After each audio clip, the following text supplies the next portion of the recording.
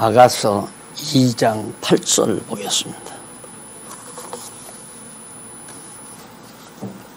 아가서 2장 8절.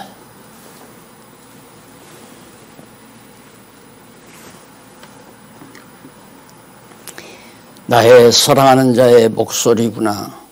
보라, 그가 산에서 달리고 작은 산을 빨리 넘어오는구나. 나의 사랑하는 자는 노루와도 같고 어린 사슴과도 같아서 우리 벽 뒤에 서서 참으로 들여다보며 창살 틈으로 엿보는구나.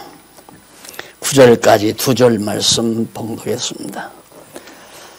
자, 우리는 지금 아가라고 하는 아름다운 노래, 솔로몬이 불렀던 아름다운 노래를 지금 우리가 감상하고 있는 겁니다.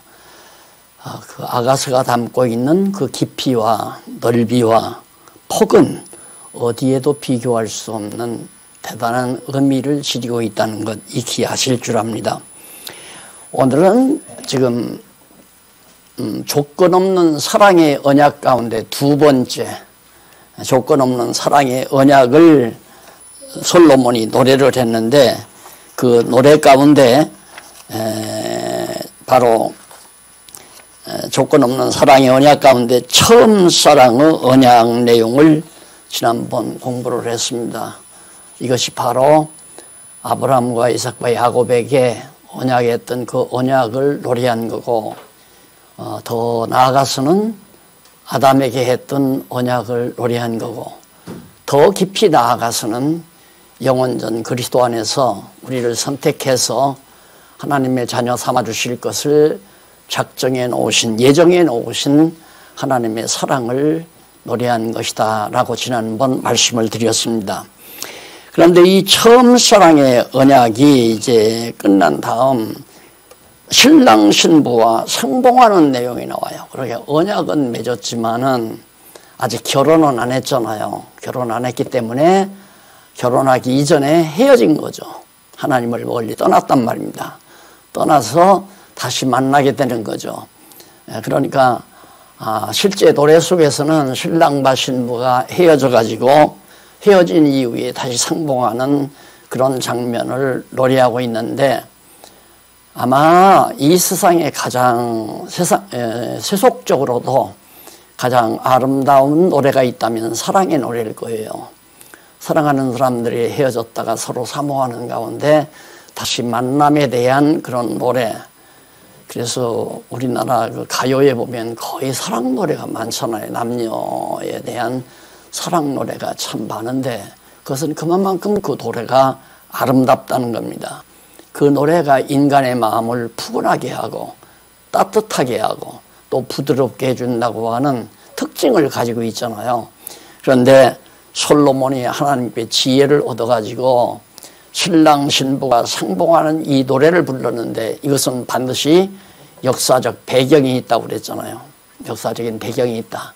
아까 처음 사랑의 언약도 바로 아브라함과 이삭과 야곱 내지는 아담, 더 나아가서는 영원전 하나님께서 그리스도 안에서 우리를 선택했던 그 사랑, 처음 사랑의 언약을 노래했다고 그랬는데, 여기 신랑 신부가 서로 상봉하는 것은 두말할 것 없이 잘 아시는 대로 지금 3장 5절까지인데, 위험에 처한 신부를 구하러 온 신랑의 사랑을 노래하는 내용이다. 그게 8절 9절이거든요. 오늘 바로 제가 읽어드린 내용이에요. 자, 우리는 이제 본문에 들어가기 전에 솔로몬이 하나님께로부터 지혜를 얻었기 때문에 역사를 보는 눈이 열린 거죠. 하나님의 역사라고 하는 것은 하나님의 섭리 아니에요. 하나님께서 하시는 섭리인데 왜 하시는가? 당신을 계시하기 위해서, 여호와 하나님 당신을 계시하기 위해서 역사 섭리를 하는 거란 말입니다. 그것은 성경에 나오는 이스라엘 역사만이 아니라 대한민국 역사도 마찬가지고 동양사도 마찬가지고 세계사도 마찬가지입니다.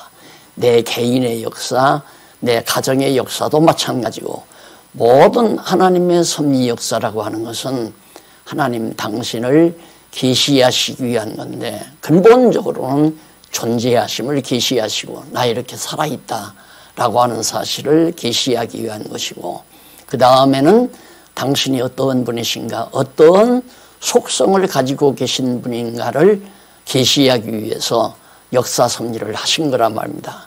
솔로몬은 바로 이스라엘 민족의 역사 속에서 하나님의 사랑을 발견한 거죠.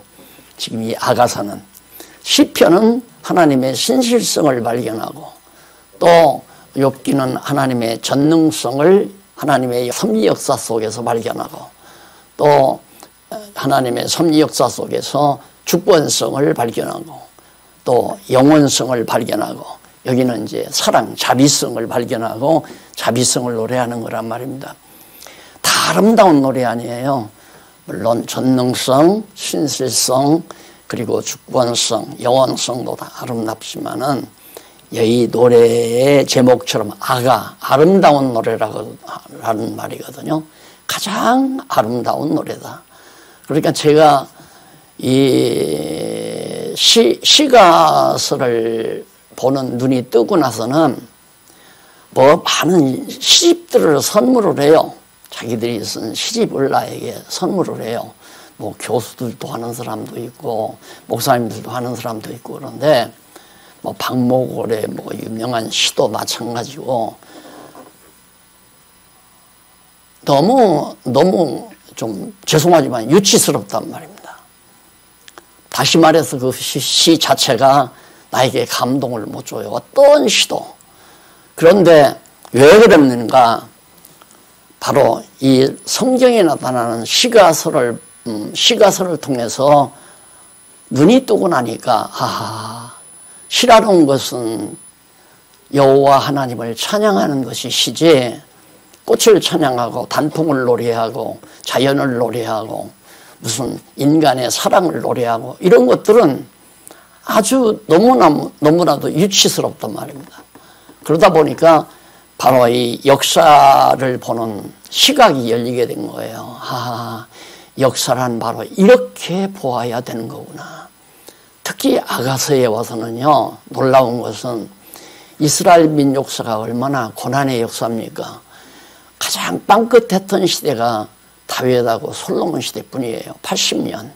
그리고 이제 바벨론에서 돌아왔을 때 몇십 년. 바벨론에서 이제 포로에서 돌아왔을 때 즐거웠을 거 아니에요. 그때. 그리고는 모든 역사가 다 고난의 역사로 점철되어 있어요. 이스라엘 민족의 역사가. 그런데 어떻게 그 역사를 솔로몬의 눈에는 아름답게 비춰졌을까? 그 역사가 승화했잖아요. 고난의 역사를 아름다움으로 승화할 수 있는 그 시각의 지혜, 그 지혜로운 시각, 이것이 너무너무 나를 흥분하게 만들어서 감동시켰고요. 그래서 이제 역사관이라는 게 나오잖아요. 여러분, 성경적 기독교 안에 역사관이 있죠. 이 역사관. 이 관이라는 게 볼관자거든요. 볼관. 어떻게 보느냐? 보는 관이라 이 말이에요. 볼관자. 역사를 내가 어떻게 볼 것이냐? 이것은 세계적인 사학자도 해답이 없어요. 그래서 역사는 다 주관적으로 보기 때문에 역사는 배워도 한도 끝도 없는 거예요. 벌써 정권이 바뀌면 사관부터 시비가 걸리잖아요. 우리나라 역사도 하나의 역사인데 이 역사를 보는 시각이 다르니까 여당이 보는 역사관, 대한민국의 역사관, 야당이 보는 대한민국의 역사관. 그런 싸움을 보면 애들 골목에서 싸우는 것 같은 느낌을 받죠. 저렇게 성경을 모르니까 어리석고 미련해서 보아야 될 것은 못 보고 다 자기 좋은 대로 역사를 풀어간단 말입니다. 그러니까 왜 인간관계도 마찬가지예요. 어떤 사태를 내가 봤어요. A라는 반대 당사자도 보고. 그런데 둘이 만나면 법정에 가서 다퉈요. 서로가 견해가 다르니까. 그러니까 정답이 없어요. 정권이 바뀌면 무죄 판결 받은 사람이 다시 정지가 되기도 하고, 정죄받은 사람이 다시 무죄로 석방되기도 하고 요즘 그런 일이 많이 벌어지잖아요. 아이들 장난이죠. 유치원 아이들, 유초등부 아이들 장난과 똑같은 거예요. 엄마 앞에 와서 동생하고 언니하고 얘가 이랬어 얘가 이랬어 하고 엄마 아버지의 재판을 기다리는 어린아이들처럼 그렇게 유치스러운 것 가지고 세상이 지금 혼란스럽잖아요. 이런 데서 우리가 그리스도인으로서 또 하나님의 지혜의 말씀을 상고하는 성경신학자로서 솔로몬과 같은 이런 역사관, 고난의 역사 속에서 아름다운 노래를 창출해낼 수 있는 이 대단한 역사관을 발견하지 않으면 우리는 이 세상 사는 날까지, 죽는 날까지 늘 갈등을 겪어요. 이랬으면 좋겠다, 저랬으면 좋겠다, 나는 왜 이럴까, 이런 일은 왜 나에게 일어났을까. 이래서 항상 불만과 짜증, 만족이 없이 살아가는 거죠. 그런데 솔로몬은 이스라엘 민족의 역사가 아브라함 저 갈대아 부리에서 불러냈죠. 불러내가지고 바로 가나안 땅은 전부 피부가 검은 사람들이 살고 있는 가나안 후예들이 살고 있단 말입니다. 근데 아브라함은 우리처럼 놀놀한 얼굴이 다르잖아요. 얼굴 빛깔 자체가. 그러니까 객지에 가가지고 완전히 천대받으면서 위용을 느끼지요. 늘 위협을 느낄 수밖에 없고. 그래서 하마터면 아브라함이 자기 안에 뺏길 뻔도하라고 또 자기도 죽을 뻔하라고 야곱도 그랬고 이삭도 그랬고 다 그러잖아요. 그런 어려운 역사로 시작이 돼가지고 딱 되더니만 요셉 때 그만 애굽으로 팔려가잖아요. 요셉이. 그 덕분에 흉년이 들어가지고 야곱의 우선 70여 명이 전부 애굽으로 내려갔죠. 몇 년은 좋은 줄 알아. 요셉이 살아있는 동안에는 애굽에서 야곱의 후손들이 잘 살았죠. 풍요롭게 농사짓고 잘 살았는데 요셉을 알지 못하는 바로가 들어서면서 학대가 왔잖아요. 그리고 애굽의 노예로서 종살이하며 살았단 말입니다. 얼마큼? 400년 동안 남의 나라에 종로로 다면서 노예로서 산 역사가 있단 말입니다. 거기에서 이제 해방받잖아요. 해방받아가지고 광야에 나와서 40년 또 고생을 해요. 그리고는 가나안 땅 들어가죠. 바로 여기에요. 400년 종살이 하다가 모세를 불러가지고 하나님께서 이스라엘 백성을 애굽에서 불러내서 광야에서 40년 고난 거쳐서 가나안 땅 들어가는, 그렇게 들어가서 이제 혼인잔치를 할 거거든요. 다시 말해서 하나님은 이스라엘의 하나님이 되고 이스라엘 민족은 하나님의 백성이 되고, 자, 그러니까 하나님은 이스라엘 민족의 남편이 되고 백성들은 이스라엘 민족의 신부가 돼가지고 정말 한 나라를 이루어서 잔치를 벌이는, 그 이제 솔로몬 당대를 바로 이 노래 속에 다음 주일날 그 장면이 나오는 거예요. 그럼 이 장면은 모두가 다 애굽에서 나와가지고 그 다음 정말 계속해서 가나안 땅 복지를 향해서 가다가 헤어진 신랑 신부가 만나서 서로 사랑하는, 가나안 땅에 들어가 서로 사랑하는 그런 장면을 솔로몬이 그렇게 자기 민족의 고난의 역사를 승화시켜 가장 아름다운 노래로 불렀다고 하는 것. 이 노래를 부르는 자가 불행할 수는 없잖아요. 불행한 자의 마음속에서 아름다운 노래는 안 나와요. 행복한 자라야 아름다운 노래가 나오지. 마음도 그렇잖아요. 내가 행복해야 마음도 따뜻하고 아름다워지는 것이지, 내가 불만이 쌓이고 원망함이 있고 불만족이 나에게 가득히 쌓여 있는 한 아름다운 마음이나 따뜻한 마음이 있을 수 없어요. 그래서 얼마 전 나를 너무너무 미워하는 분들이 너무 많아서 가끔은 안타까워요. 그래서 어떻게 만나게 돼가지고 하나 꼭 물어볼 것이 있다고. 나를 왜 그렇게 미워해요? 그것만 좀 알고 싶다고 내가 얘기를 해. 나를 왜 그렇게 미워해요? 알면서도 그랬죠. 나를 미워하는 건 만족지 않으니까 나를 미워하는 거죠. 당신들이 만족하면 나를 미워할 리가 없잖아요. 불만스러우니까 그 불만을 해소하기 위해서는 꼭 미움이라고 하는 것, 시기, 질투라고 하는 것이 바로 대상을 찾아야 돼요. 그에 대한 대상을. 그에 대한 희생물인 줄 알면서도 대답을 않고 그러기에 내가 계속 그랬어요. 살면 얼마나 산다고 따뜻한 마음을 가지고 살다가 하나님 나라 가면 되잖아요. 뭐 때문에 그렇게 나를 미워하세요? 나 이 미움받아야 될 이유가 뭔지 나 좀 알고 싶다고. 그런 착상이나 생각이 바로 이 아가서를 깨달으면서 자꾸 쌓이는 거예요. 그래서 결국 솔로몬이야말로 하나님께로부터 받은 지혜로부터 나온 노래이기 때문에 어디에 비교할 수가 없잖아요. 그러니까 이스라엘 민족의 역사를 하나님 중심으로, 하나님이 왜 이렇게 우리 민족의 역사를 이렇게 끌어오실까? 어떻게 내가 보아야 할까? 이 민족을. 그 속에서 하나님의 사랑, 자비죠, 자비. 하나님의 자비를 본 거예요. 사랑이, 하나님께서 우리 민족을 사랑하기 때문이었구나.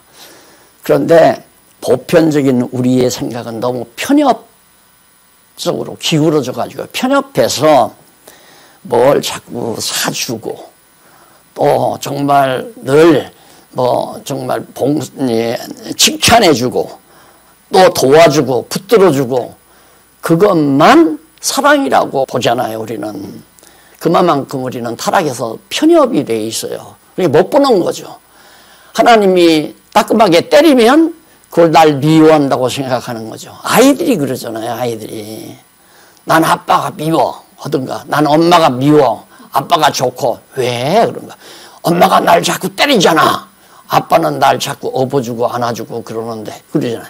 그게 유치해서 어려가지고 편협해서 그런 생각을 한단 말입니다. 그래도 딱 커가지고 7, 80 먹어서 내일 모레 이제 하나님 앞에 갈 사람들도 뭘 좀 어떻게 하면 자기 사랑하는 것 같고 어떻게 하면 자기 미워하는 것 같고 이런 식으로 자기 주변의 사태를 역사죠. 그걸 그렇게 보기 때문에 시기하고 질투하고 미워하고 그냥 고통스러워하고 괴로워하고 이게 다 지혜가 없어 그렇게 되지는 거거든요. 그래서 억지로 안 되잖아요. 하나님께서 눈을 열어주고 생각을 바꿔줘야 고난의 역사 속에서 하나님의 사랑을 발견하게 되니까 그 사랑에 대한 노래가 나올 수밖에 없잖아요. 역사 속에서 하나님의 사랑을 보게 되니까 사랑의 노래가 나오죠. 그러니까 관이 달라져야 돼요. 인생관이 달라지고 역사관이 달라지고 가치관이 달라지고 신관이 달라지고 그건 성경관부터 시작이 되는 거 아니에요. 성경에서 하나님을 발견하고 하나님을 발견하고 나니까 나라는 존재가 누군가를 알고 나를 알고 나니까 내 주변에서 일어나는 하나님의 역사 섭리가 눈으로 들어오게 되고 그러다 보니까 세계관이 눈에 열리게 되고 거기에서 참으로 가치로운 것이 무언가 의미로운 것이 뭔가를 알게 돼서 결과는 나에게 뭘로 다가오면 사랑의 아름다운 노래를 부르며 살 수 있는 현실적인 용어로 행복이라고 하십시다. 행복한 삶이 가능하잖아요. 이게 교회 생활이에요. 이것이 성도의 생활이고 이것이 교회 생활이다. 지금 불만스러운 거 있으세요? 아직도 뭔가 원망하는 게 있으세요? 누군가가 미운 자가 있는가요? 관이 잘못돼서 그래요. 관이 잘못돼서. 미워하는 사람 속에 따뜻한 마음이 있을 수 없어요. 마음이 따뜻해야 속도 따뜻하고 내장도 따뜻하고 내장이 따뜻해야 온 몸이 따뜻해지고 온 몸이 따뜻해야 건강하지 않아요. 악수를 해보면 소리 떳떳하다. 아유 어디 건강이 나쁘신가 봐요 그러잖아요. 몸이 따뜻하면 손도 따뜻하고 온몸이 따뜻해지잖아요. 그건 마음이 따뜻하다는 하나의 증거도 되는 거고요. 마음이 따뜻하다는 것은 미운 사람이나 싫은 사람이나 원망과 불평이 없다는 얘기입니다. 나는 이 성경이 정말 나는 이런 놀라운 진리를 발견 못했으면 나는 완전히 냉소주의자가 됐을 거예요. 냉소주의. 죄송합니다. 한번 사용하게. 저 웃기는 새끼. 병신 같은 게 알지도 못하면서. 그러나 내 주관이지. 저 사람 주관은 안 그래. 이래서 결국 하나도 사람을 용납하지 못하는 냉소주의자로 세상을 살다가 말았을 거예요. 이걸 딱 발견하고 나니까 성경에서 이 놀라운 역사관을 발견하고 나니까 내가 정말 내 일생을 섭리하신 여호와 하나님을 찬양하지 못한다면 나는 아직도 성경을 깨닫지 못하는 사람이다. 어떤 때 그놈이 내 돈을 떼먹어서 사기도 많이 당했거든요. 저도 사기도 많이 당하고 또 내 주변에 한참 내가 일할 때 여러분 다 보셨잖아요. 정말 소리 안 나는 총으로 쏴야 될 사람이 한둘이 아니잖아요.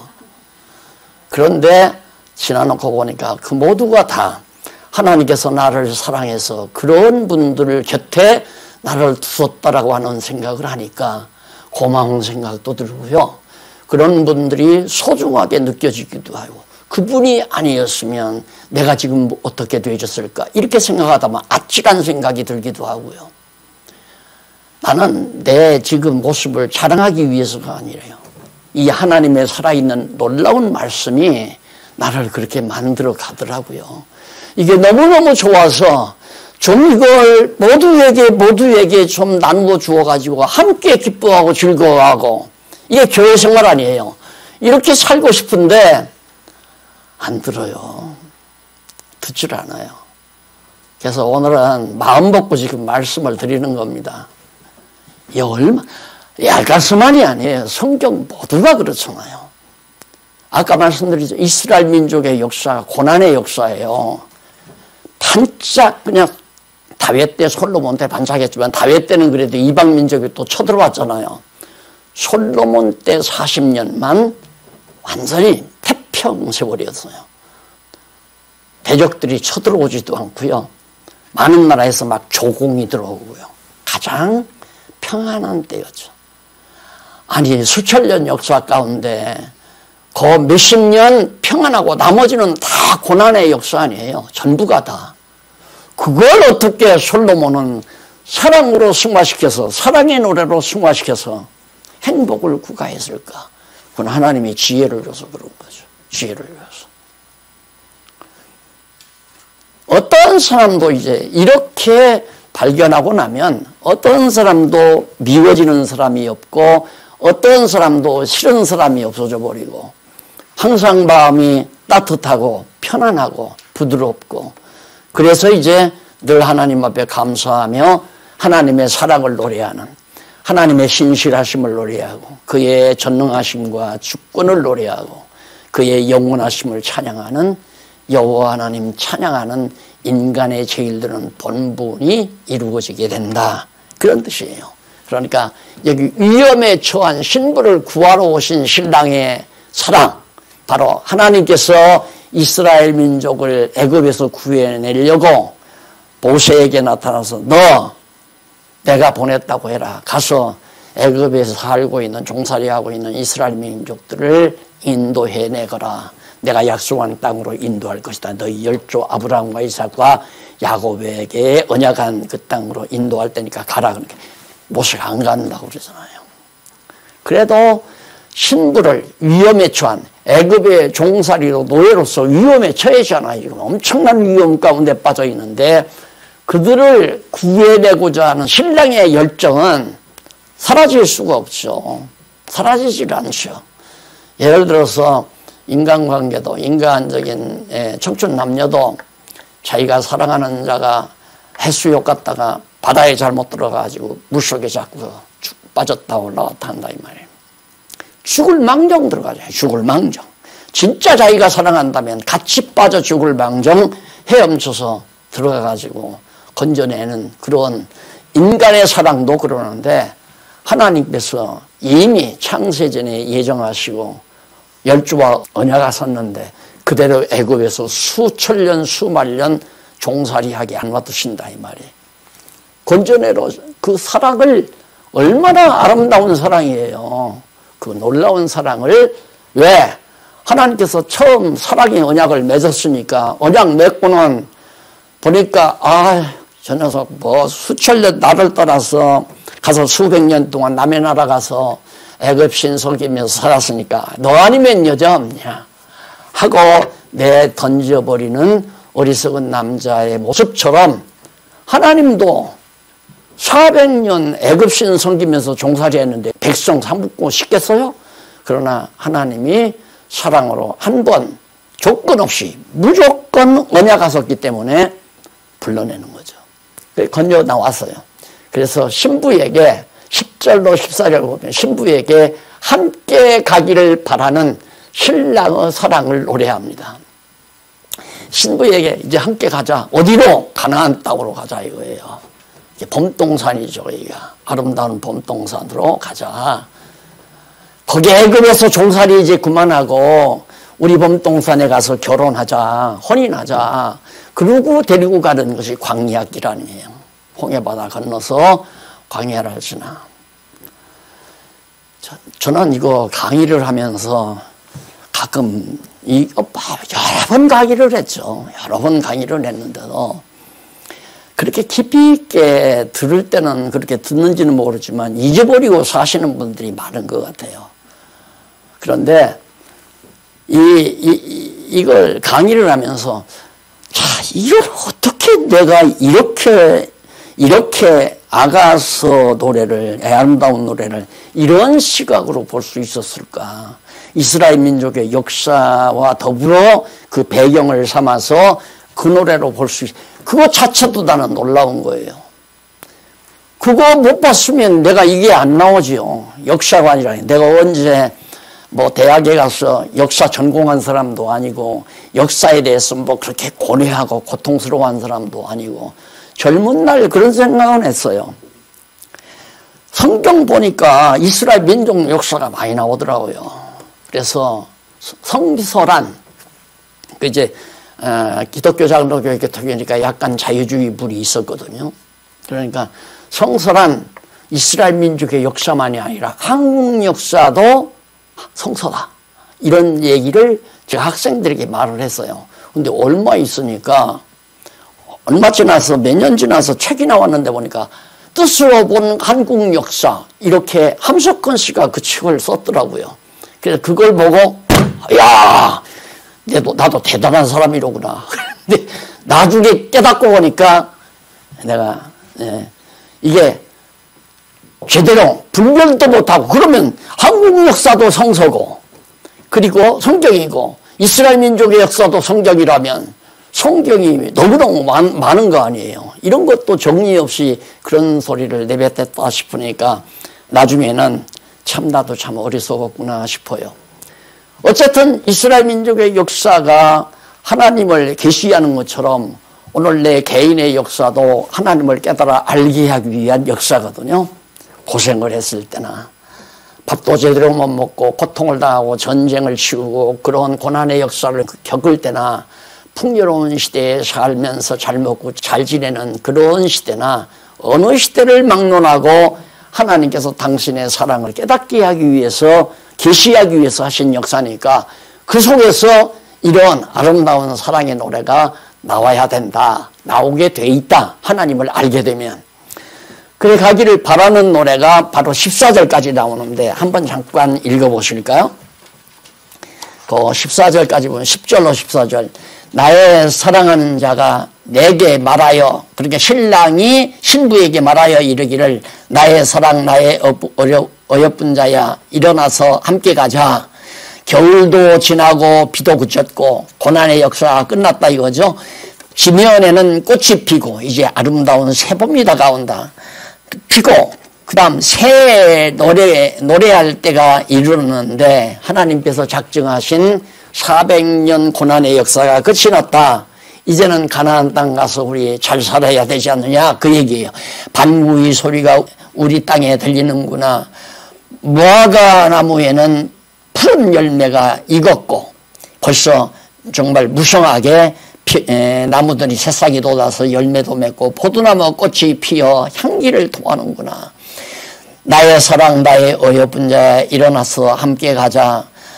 바위 틈 낭떠러지 은밀한 속에 있는 나의 비둘기야. 위험 속에 처해지요. 비둘기가 정말 약하니까 독수리나 그런 거 맹수들에게 잡혀 먹을까 봐서 낭떠러지에 집을 짓고 자기 몸을 피신하고 사는 거 아닙니까? 그러니까 이스라엘 민족이 그렇게 순결하고 아름다운 비둘기처럼 생긴 민족이 위험에 처한 그런 상황 속에서 정말 어서 이제 일어나서 함께 가자. 어디로? 가나안 땅으로.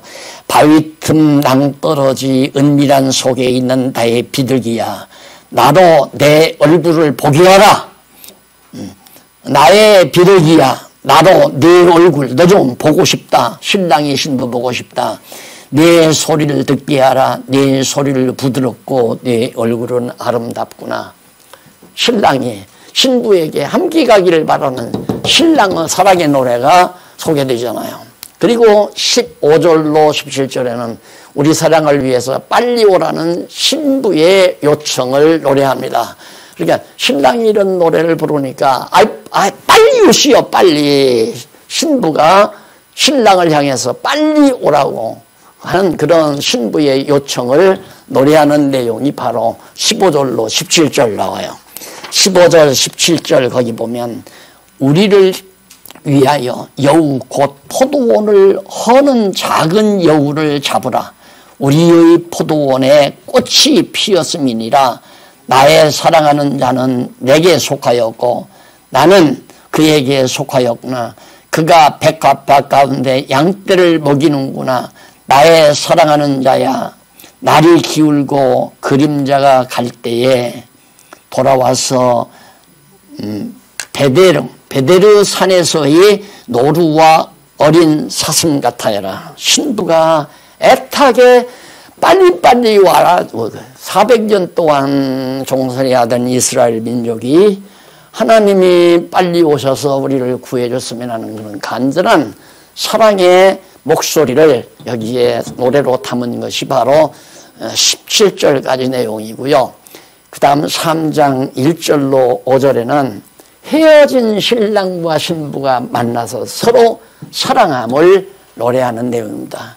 이건 벌써 홍해바다 건너서 6월절 지나가지고 홍해바다 건너서 시내산에 와가지고 하나님께서 직접 시내산 구름 언저리에 나타나서 모세에게 율법을 제공하는 이런 놀라운 상황을 사랑의 노래로 아름다운 노래로 지금 솔로몬이 노래하고 있는 겁니다.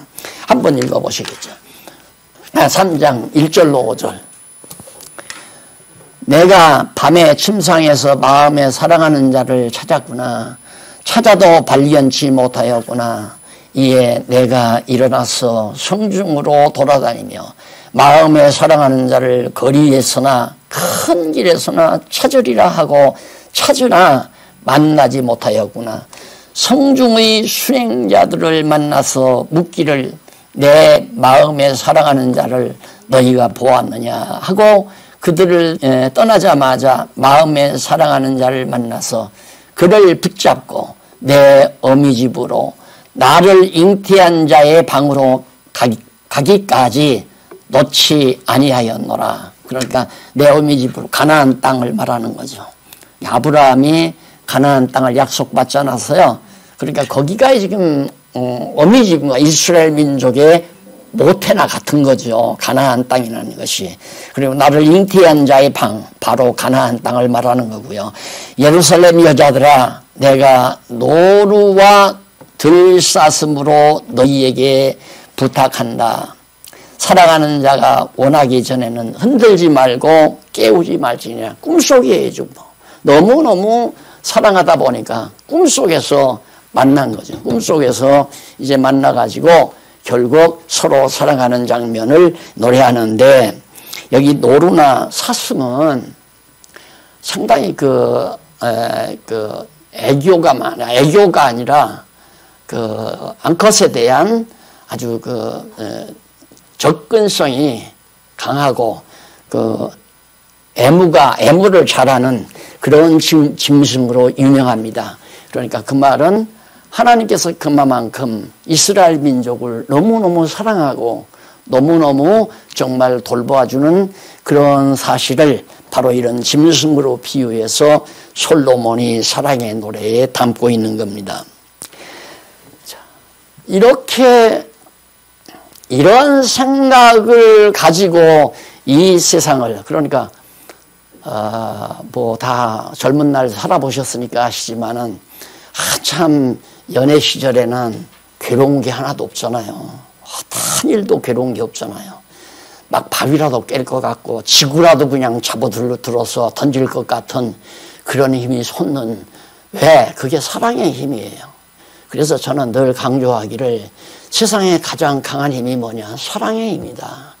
사랑의 힘으로 녹이지 못할 만한 물건은 세상에 없다고 생각해요. 그러니까 사람을 설득하고 사람을 이해시키고 사람을 갖다가 변화시키는 건 하나님의 사랑의 힘 아니면 불가능하거든요. 그러니까 하나님의 사랑의 힘으로 모든 영혼들을 감동시키고 모든 영혼들을 이해시켜서 하나님의 사람으로 만들어가면 그렇게 사랑의 힘에 복종당하는 사람도 행복한 거죠. 그러니까 오늘 우리 그리스도인들이 세상에 살면서 신앙생활에는 뭐냐?